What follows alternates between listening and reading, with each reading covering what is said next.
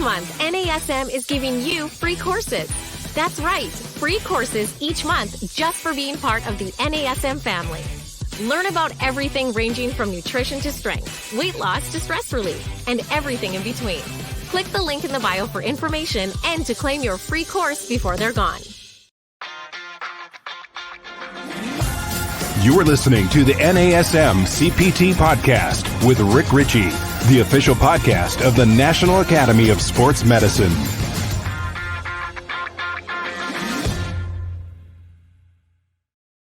Everybody, hello and welcome to the NASM CPT Podcast. My name is Rick Richey. Thanks for being here. And today, let's talk about what we're going to talk about. So remember when I first started teaching, there was a guy who went through the list of things you're supposed to do. He said, tell him what you're going to tell him, and then tell him what you told him. So here is the preview. We'll get into the meat and taters of the situation, and then we'll review a little bit about what we talked about. But today, we're going to talk about fitness entrepreneurship. We're going to talk about what it's like becoming an entrepreneur in the fitness space. What are some of the opportunities that are out there? Some of the things that you may have never thought about. And one of those things that you haven't thought about was something that my cousin did. And so today on the podcast, I have my cousin Travis Richey. And I know you're thinking this is a big family business for the Richey family. I've had Brian Richey on, who my cousin, and I had another cousin on coming on now, Travis. So the Richey crew is taking over the fitness industry. So what's up, cuz? How you doing, man?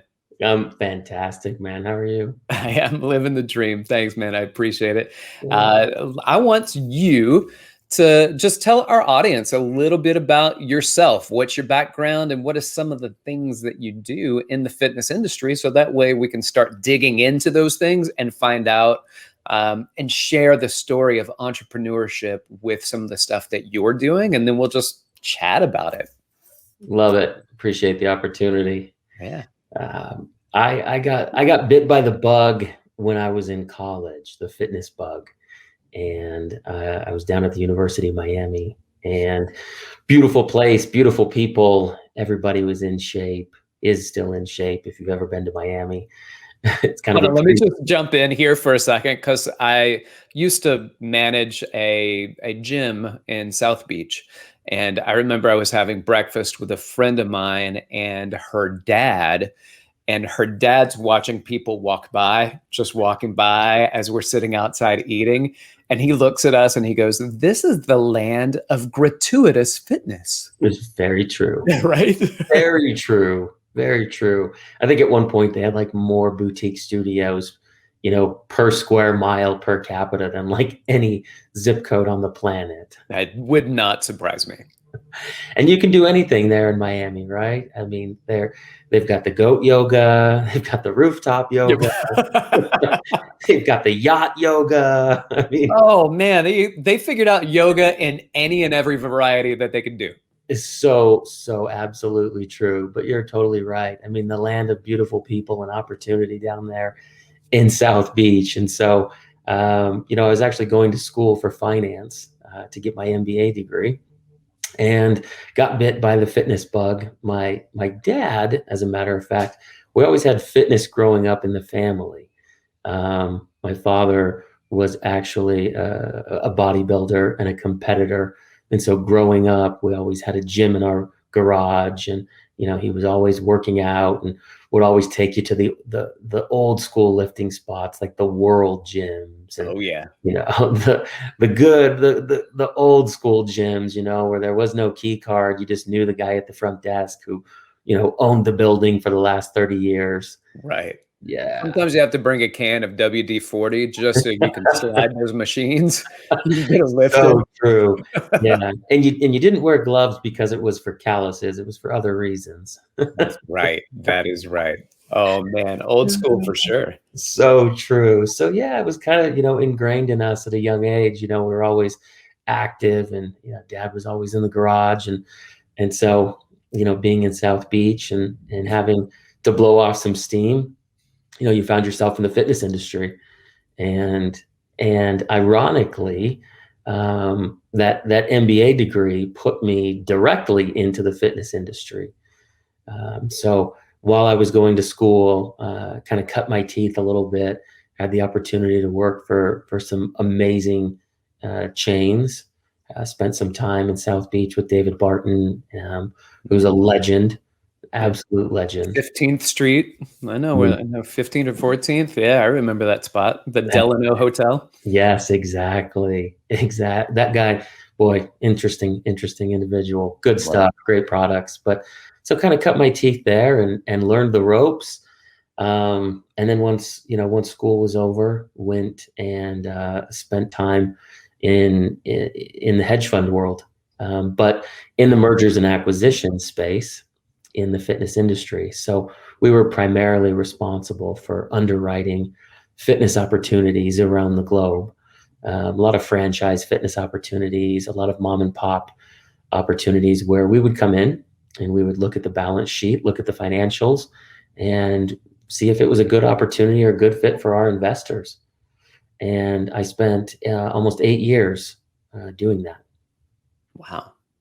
So you're looking at the books. You've got a background, you got an MBA background in some finance, working with hedge funds, looking at books to see if all of these really fancy things, these boutiques are ready to make the jump into franchise. Is that really what was looking at? Or they are looking at being potentially purchased and checking the value of these particular boutique fitness concepts? All the above. And so we had a fund that dealt primarily with the acquisition of smaller boutiques, smaller boutique fitness studios that were looking to be acquired. What we found typically, and we can dive into this a little bit deeper, hopefully it helps those that are listening. What we typically found is, a fantastic personal trainer oftentimes is not the greatest of gym owners. Oh, you don't have to tell me that. Precisely. So, there was this, and there still is. It's not was. It's the way the fitness industry sometimes rolls. The Barry's boot camp of the world is a few and far between story where a guy like Joey starts out as a trainer and becomes the CEO. But what typically happens, as you're well aware, as the listeners are as well, is a great personal trainer will build a great book of business and then establish his or her own brick and mortar in some capacity. And when that one goes great, a lot of those clients refer other clients, that could be in a neighboring city or town. And you could think to yourself, boy, if this worked here, this could work anywhere. So I should duplicate this idea several times over. And so you maybe build a second location or a third, but as you quickly find out, running the day-to-day business as a personal trainer is far different than running it as a gym owner.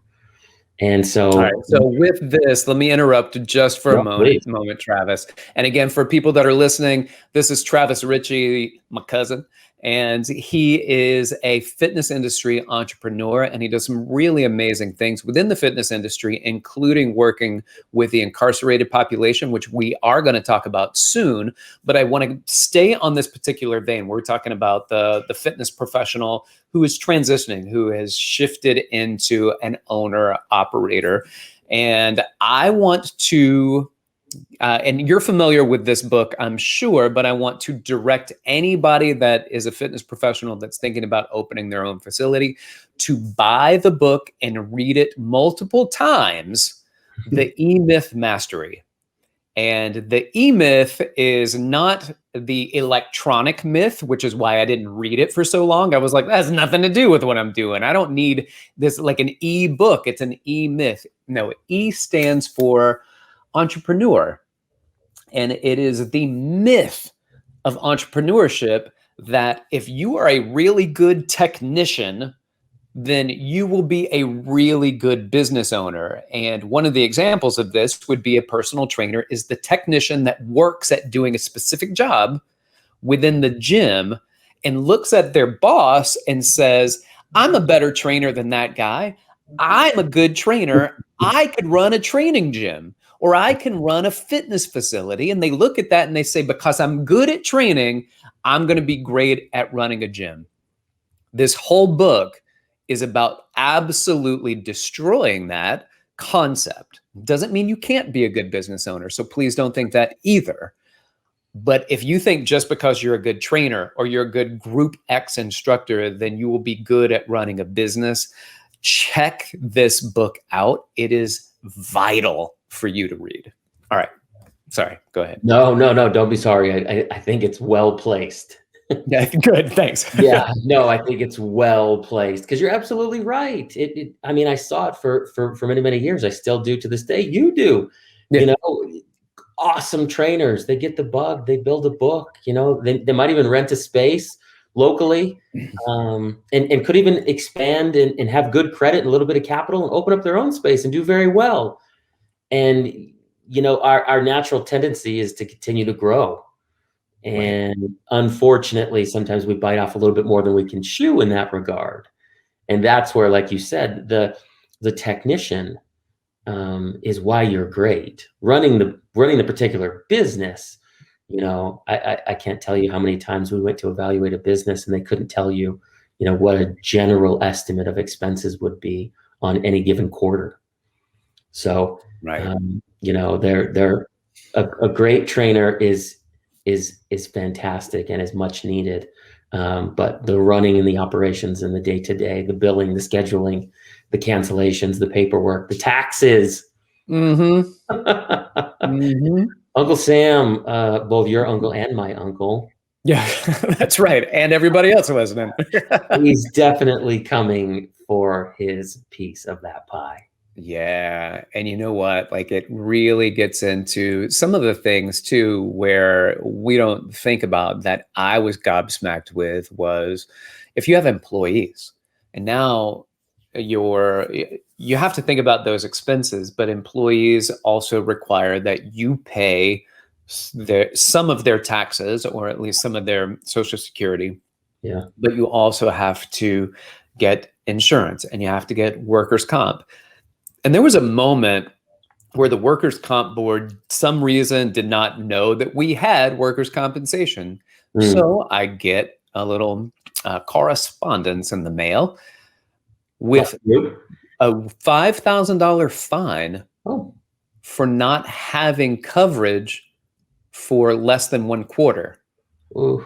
So, and we ended up being able to prove that we did have insurance. I don't know why they didn't have it listed, but we were able to bypass that. But I was thinking, I didn't even know this was required. And fortunately, I had a good agent or a good insurance broker who just gave me a list of things. And I'm sitting there going, that can't be true. I can't more. I have to wait. And there are like 3 or 4 required things that if you have one employee that you have to pay on. So now you're sitting there going, all right, well, rent is expensive. Yes. We know that. Build out's expensive. Very. These are all CapEx stuff for build out. But then you have the operating expenses, which include the insurances, the insurance on the facility, the insurance on the employees themselves, the rent, the daily rent, the utilities, the platforms that you use to accept money and booking and payments and all of that stuff. And then let's not forget how expensive it is to do laundry. Yes. I had no idea till I opened my own business. And I was like, how much do we spend every month on washing towels? Yeah. Mind blowing. Yeah. And when you're opening that facility, right, you're the trainer, you probably went through this or know people that have. You think to yourself, I want to add all the amenities. This is why people are coming here. That's right. Everybody gets a towel. Right.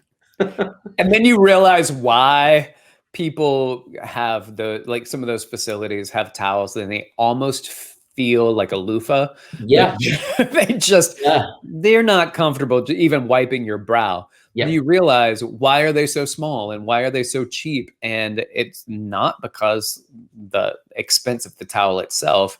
It's that the thicker it is, the more quality it is, the more water it retains, the less you can fit inside of a machine, which means the more laundry cost ongoing. So I remember a company I used to work for, one of the biggest complaints that they had were about the towels. And so they did a diagnostic that said it would cost X amount of millions of dollars to replace the towels throughout all the facilities. Oh, no. If they did the diagnostic and they ran the numbers on the laundry, the annual laundry would cost so much more in replacing the towels that they kept the towels by saying that by virtue of even losing membership by keeping these towels, we'd still make more money. I believe that. I mean, so many things you don't think about. I believe it. I believe it. No, and you're right. It's even back to the initial point of the employees. If you're lucky enough to get to towels, give yourself a high five right now. But Right. We always said, if you hired an employee for $15 an hour as a round number, that they really were going to cost you $22 or $23 an hour. That's right. That's right. Just as a round number with, everything that you mentioned before, the taxes and the insurance and the workers' comp and the time off and just the general necessities that come with an employer relationship. So, but no, you're right, man. The E-Myth is spot on for most people. And it's not let Rick and I be super clear. Our goal here is to make sure you want to be an entrepreneur and we help you in that. But we want to make sure that those expectations are super clear. It's a grind, it's arduous. And when the alarm goes off at 2:30 in the morning on a Friday night, it's your cell phone. Yeah, that's right. That's right. As much as you want to push that off on somebody else, it's just not possible so many times, and you got to take responsibility for that. And there are things put in place for safety. And then I know that there were things early on that I did not do because I was like, oh, I didn't think about that. And then you start just being in the business more and trying to learn about business as you become a business owner. Yeah. And you learn about legal issues and there were little things that I didn't think about that I was like, that's strange that I can build this business and not do one thing, and that one thing lead to maybe one injury, and that one injury leading to the downfall of everything I worked so hard to build. Yeah. So being aware of some of those safety issues, the legal issues, the things that we really need to, as a business owner, spend more time focusing on, because the legalities are the ones that you're going to get wrapped up in. Anybody, you can produce a great product, that's right, but you have to be, everything, I's are dotted, T's are crossed, and being very focused on protecting your assets. Yeah, hyper focused indeed. It's the old adage, death by 1,000 cuts, but yeah. I prefer to frame it a little bit differently for folks. It's elephants don't bite for me. There's never been a time in your life or my life or any of our family's lives where they've been kept up at night from an elephant bite. But we have all been annoyed at a mosquito bite on the calf, that itching, that scratching, you've X'd it, you can't find the calamine lotion, you're frustrated, whatever it might be. But that's the old adage to what you're saying is, and that bug's still floating around in your house because you can't find it. As soon as you see it and swat at it, if you miss it, you will never see it again. Right. It's definitely going to bite your wife, and that's going to be your fault. That's it. And that's exactly what happens in my house. So true. It's so very true. Now, tell us about some of the businesses that you have. What are you dipping into right now? What are some of your focuses? I think at this point we should also talk about the industry itself. As we hope that COVID is on its way down, and quote normalcy is on its way up, and maybe what the new normal looks like, what it might look like for us. But let's just get your what your finger is on the pulse of right now, and what are your thoughts around the great comeback that we hope to all see, and then we'll get into the work that you do with the incarcerated populations. Boy, we all hope it's a comeback, don't we? Yeah. What I'm seeing in our studios and as I travel around the country, I'm definitely seeing a surge. I've seen it in Florida. I've seen it in Idaho. I've seen it in Arizona, even in Southern California. definitely in Texas, which I think goes without saying. But I'm definitely seeing people come back to their favorite watering holes, and that's what we're really hoping for, right? Is people come back to a routine, a quote unquote normalcy. That's what we're hoping for. We're all hoping and praying for that it does come back. But what I'm thinking, right, is my kind of 2 cents during this pandemic. What I'm seeing when I'm talking to a lot of these industry leaders that and I know, the emphasis at this point, I think, is going to be on service. I think with so many things that are unknown out there, what happens if I do contract the virus? What happens if my employer does shut down? What happens if I can't find daycare? What, on and on and on, not to add anxiety to anybody's plate who's listening to this. But when you go back to your fitness routine, you really want it to be a positive place, right? Positive mental sphere. And so I believe that at that point, service is going to really dominate. And in that regard, I think the boutique sector, the independent facilities are really, really going to see some positive uptick. When you're really looking to connect with folks, that's what I think people are going to go back to. Nice. Thank you so much. We've got Travis Richey here, and Travis Richey is a fitness entrepreneur, and he's been working in the fitness industry for quite some time in the aspect of business. So he got his MBA from University of Miami, and he's, unlike many of the people that we have on who started in the fitness industry and maybe do research within the fitness industry, Travis started in business and based all of his movement within the fitness industry through the lens of a business person as an entrepreneur. And so it's good to hear you talk about what the potential comeback looks like and how comfortable that makes me feel as a business owner here in New York City. But I also want to talk about a little bit more about what you're doing specifically. So tell us about some of the pots that you have your hands in and how you are working within the fitness industry right now. Yeah, absolutely. So I have a belief that recovery in conjunction with fitness is going to be top of mind for a lot of people. Yeah. And recovery comes in a couple different ways, depending on who you're speaking with. Some people are looking for a meditation, a yoga, Pilates, some sort of what we term mindfulness. Yeah. And then other people are looking for more of a physical rehabilitation, infrared sauna, cryotherapy. I'm sure you're like most of us, you can't turn on Instagram without seeing somebody in a cold plunge. Right. So right. Yeah, exactly. Right. And myself included, guilty as charged, and love it.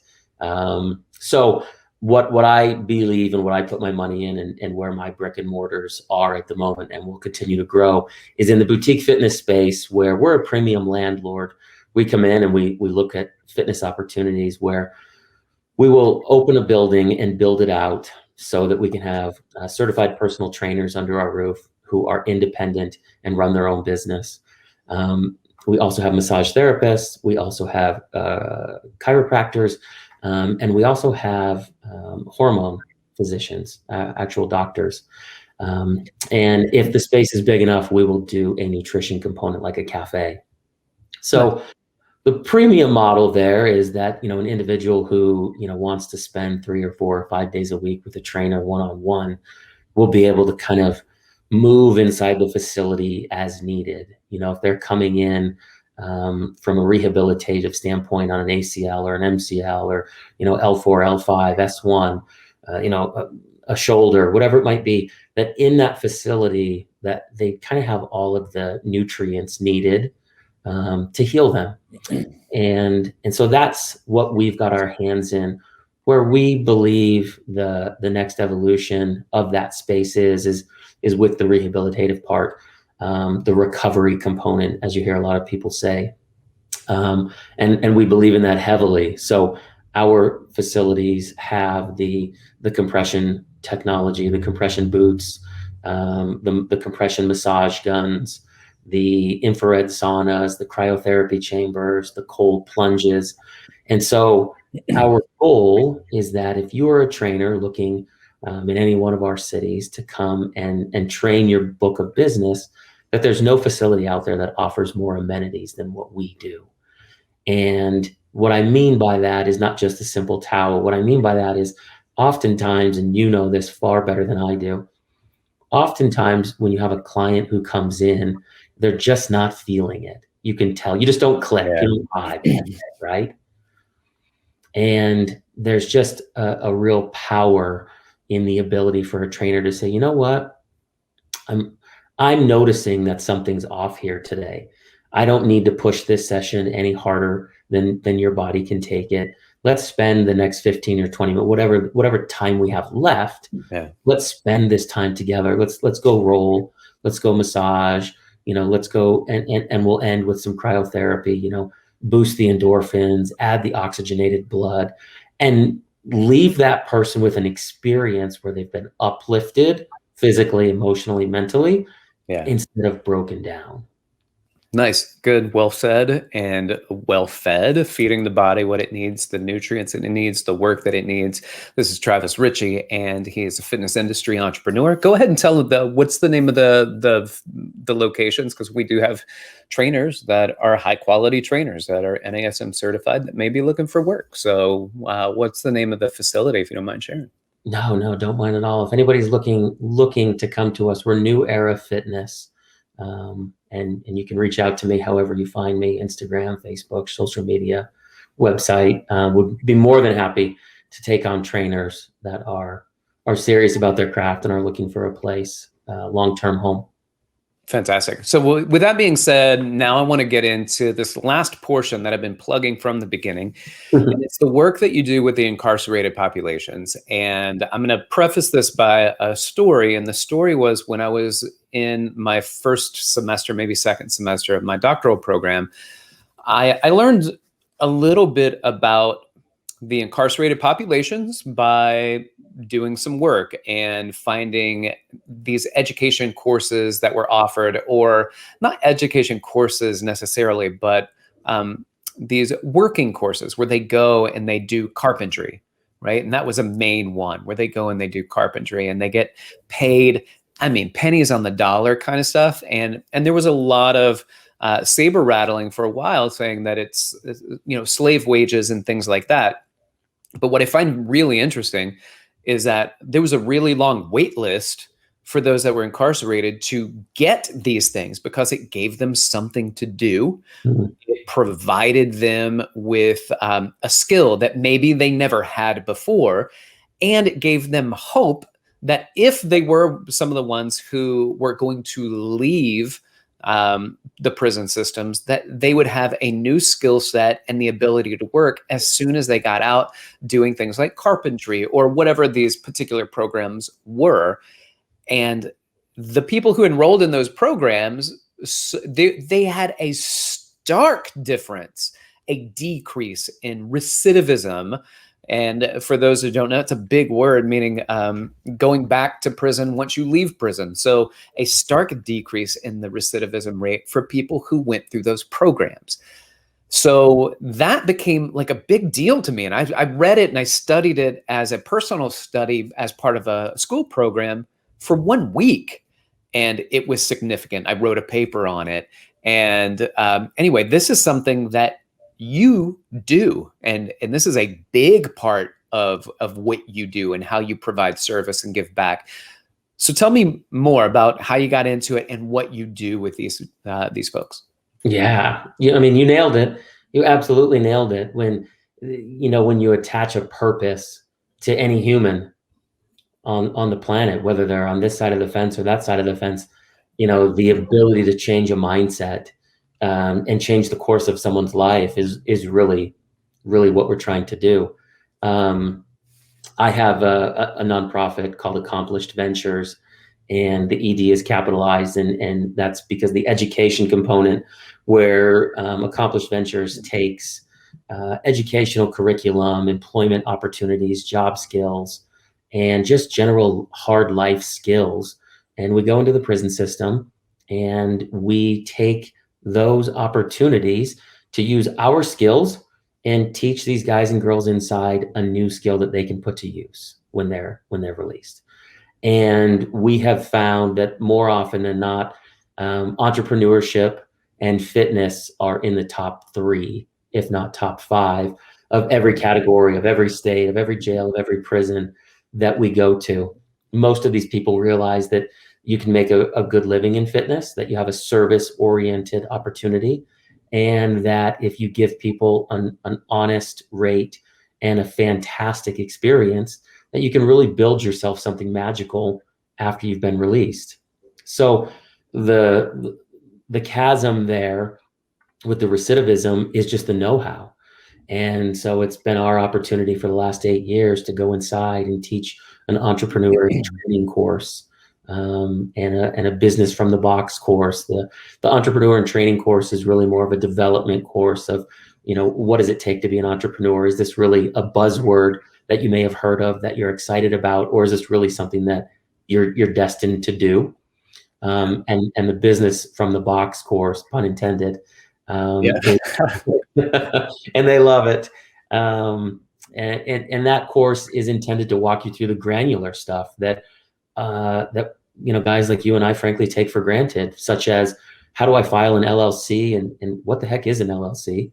A lot of us know what it is. Very few of us know what the acronym stands for, how to file it, where to file it, who to pay to file it, an EIN number, tax employer identification number.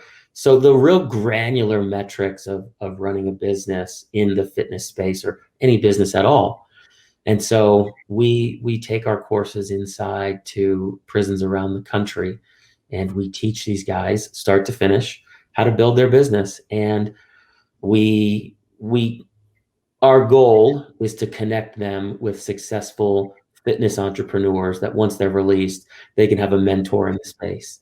Whether that's an individual at LA Fitness who is a personal trainer or a regional manager or a vice president, or is a boutique fitness owner himself or herself, or is just a personal trainer getting started that is in the same community as the individual who just got released. So we try to build a mentorship program around it so that even though they have the tools to succeed, a lot of times, I'm a visual learner myself, a lot of times, you can learn a lot hands-on when you spend a little bit of time with somebody who's doing exactly what you want to do. Man, I've got a question for you because this is a big deal for me. So again, we're talking with Travis Richey, who's a fitness industry entrepreneur and the owner of Accomplished Ventures, which accomplished capital ED at the end for education, has developed a company where he goes in and does education for the incarcerated. And my question here, and I know within the fitness industry, there might be a touch more leeway, but my concern, and you have this concern as well, I am sure, but you may know companies who are better equipped to handle these situations, which is once people leave and they've gone through your programs and they leave prison, now they have to get employed. Yeah. And it feels like there's every obstacle in their way for employment.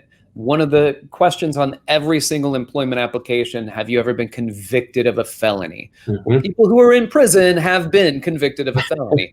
So do you pay the price for the rest of your life? Right. Or do you pay the price for the time that you're in prison?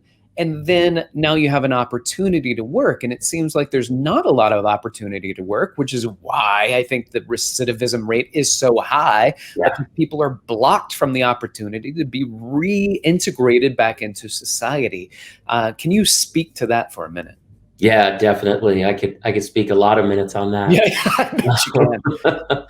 I can. Yeah, you're 100% right. And it's one of the things that I'm incredibly passionate about. I tell people all the time that we're all doing time. I meet guys and gals every day who are in an unhappy relationship, unhappy marriage, unhappy work environment. Those people to me are still doing time. Just because they're on this side of the fence, I don't think that it's any less significant. But I will tell you that the barriers of the individuals who come out of prison are gigantic. The stigma behind it. And so one of the things that I'm most proud of is in our course, we teach people the job skills, the hard skills of what do I say when I have to go and list on a resume, like you spoke about, where I was for the last 1, 2, 3, 4, 5 years. And the most important thing to me to teach these guys and gals is to control the narrative, constantly control the narrative. When you can sit across from an employer and you could say to them, these are the things that I've learned over the last 1 or 2 or 3 years while I was inside. I'm not going to give you a sob story on why I was placed there. I'm going to take full ownership, extreme ownership and accountability. It's the only thing you'll ever get from me. And I promise you there will be no harder worker in the room. And I promise you that whatever you ask me to do, I will do. And I promise you that you'll have my word on a daily basis. And if you give me an opportunity, here's the things that I can guarantee you will happen. Controlling that narrative to an employer is so significant and changes the dynamic of that employer-employee relationship so quickly, because very few people are coming in to a job and looking at it as a must. Mm-hmm. And I don't want to say that without context. I don't want that soundbite to be heard negatively by any of those that are out there, taking away from anything that's going on right now in the environment. But what I can tell you is this: when a guy or a girl comes out of incarceration and they have a purpose or a plan or a passion attached to themselves, they are literally 9 times less likely to go back to prison than if they were just to come out and have the quote unquote resources from the system, city, state, federal, etc. And so I believe that obtaining employment that gives you purpose on a daily basis is the most important thing to an individual coming outside. Most of them are males. Most of them, like you and I, have families and consider ourselves providers. That's our DNA makeup. We want to provide. We want to provide for our spouses. We want to provide for our little ones. And when you can do that, and you can do that with pride, it offsets all of the other garbage that you're going to have to go through. The checking in with the parole or the probation, the living in the terrible conditions because it might be a transitional or a halfway house. Yeah. I can tell you this from firsthand knowledge. There's a gentleman right now who was released on a halfway house during the COVID pandemic here in Southern California, and is in right this second. You know what he did with his stimulus check, Rick? You know what he did? What? He bought the NASM course. No way. I promise you, I'll introduce you to this gentleman. This just came to my mind. Oh my goodness. He is recording himself with his ankle monitor on in his room. Get out. I promise you, these stories to me are why I go back inside. Like, hey, you tell me any individuals that are interested in doing this, that are coming out through NASM, connect them to me, connect them to us. We're going to make sure that we get them the absolute best deal possible on this. That would be incredible. I'm telling you, I would love that, because I can take this, I can take that offer to hundreds of thousands of individuals who are dying to know more about the fitness space. Wow. And we know that NASM is the top of the top. It's the cream of the crop. And sometimes, you pay a little bit more for a Maserati, right? And rightfully so. But in my opinion, one of the greatest opportunities is being able to connect these folks with guys like yourself, with organizations like NASM, where we can give them a purpose while they're inside. They can accept the literature. It's allowed. They can get themselves ingrained in the knowledge, the understanding, the self-confidence that's needed on the side of what NASM does. On our side, we'll be able to prepare them for, how do I speak to an employer? What do I wear when I show up? And really take these folks from start to finish and give them a beautiful life doing what they love, helping other people feel and look better. Oh man, that's fantastic. It's incredible. It's incredible.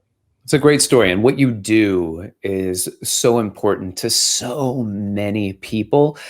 And with this said, I want to shout out, want to take an opportunity to shout out a couple businesses. There's a guy who owns Gotham Gym here in New York. He's got 2 people that had worked for him that were incarcerated. And he said they're the absolute hardest workers in the room, that he's never had anybody that worked harder. And he even told one of the guys, he goes, I'm never going to hire another person who hasn't been to prison. You guys crush it. You crush it. So somebody who gave people an opportunity. And with that being said, I can not even have this conversation without shouting out another person in New York City, whom I'm pretty sure you know, is Cos Marte and Conbody. Yeah. And what he did is he took his entrepreneurial mind and said, this is what I did in the prison. I'm going to create a boutique fitness facility called Conbody, and you're going to do prison style workouts. Mm-hmm. And he only hires people who were formerly incarcerated to teach those courses, and he gives those people jobs, and he gives them a livelihood. And people from all over, I mean, socioeconomic statuses at the highest level are still showing up to these classes. And it's not like, I'm not going to those classes. Like, it is the class to go to in New York City. So shout out to Cos and the work he's been doing, and to the folks at Gotham and other fitness people, fitness business owners who are allowing people who are formerly incarcerated to get an opportunity to make a living and to live their life, and to share, in many instances, gifts that have been locked away for years, that now it's an opportunity to see. And some of these guys, they're hardest, I'm telling you, the hardest workers in the room. And I know one person who is now currently teaching at NYU, who was a fitness professional, shared his story with me, and is now a professor at one of the most prestigious colleges in the country. And, that's, you know, these people are, many of these people are incredible, and that's the thing. They just don't get the time of day, and you are not even waiting for them to come out to give them the time of day. You are inside showing them, helping them, supporting them. So shout out to you, Cos, like what you're doing and how you're supporting people. Every person's still a person, and I appreciate what you do so much. I appreciate that so much. No, it's my greatest days are when I have the opportunity to hear what I call ripples from heaven. You know, I have individuals who, when I go inside and I speak, you know, some of them have emceed my speaking presentations in prison, and for them to reach out to me on Instagram a year, 2 years, or 3 years later and say, hey, here's what I'm doing, here's what I took from your courses, to send me videos of them and their families and say, here's the small business that we started. Bro, I mean, honestly, it just brings you tears to your eyes. That to me is what life is all meant to be about. And I think I'll definitely put this plug in to bring it full circle from where I started, is the best personal trainers and the best gym owners, they can't fake care. That's right. And that to me is what I think separates good from great. A lot of very good personal trainers, a lot of very good companies out there will never reach great status because of the level of compassion that they will give back to each and every human. And so I think that is some of the difference makers of what makes you a great personal trainer and a great business owner. I agree with that 100%. I also want to point out one more thing, is that the people that are signing up for your courses while they're incarcerated, some of them have zero hope to ever leave those doors. Yes, sir. Some of them are lifers, and they are still signing up to take these courses. What's the thought process behind that? Yeah. My thought process was fairly bullish 8 years ago. I went in and I talked to an assistant deputy warden.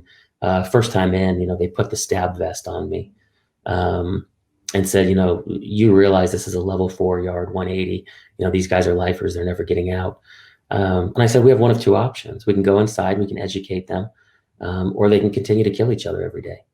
If they wake up every day with a purpose, I believe that we can change some of the dynamics on this yard, some of the dynamics in the world, some of the dynamics in the community. Yeah. If you woke up every day and just tried to win the day, I don't think that you have to move mountains on a daily basis. I think you just have to win the day, do the right thing, treat people nicely. So that was where it started. To be honest, it started on a lifer yard. My very first course started on a lifer yard.